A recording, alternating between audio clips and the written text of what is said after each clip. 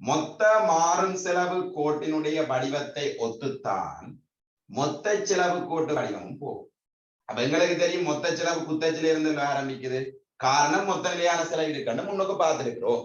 அப்ப இந்த இடத்துல எனக்கு என்ன தேவையண்டா மொத்த மாறும் செலவும் மொத்த செலவும் ஒரே வடிவத்துல தானே போனது.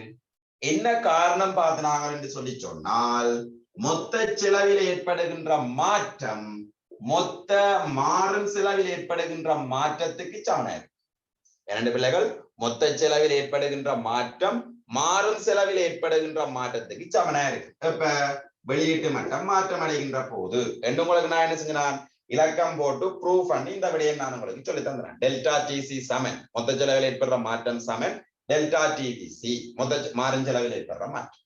ஓமா அதால நிலையான செலவென்ற ஒன்று மாறாது, மொத்த நிலையான செலவு மாறாது.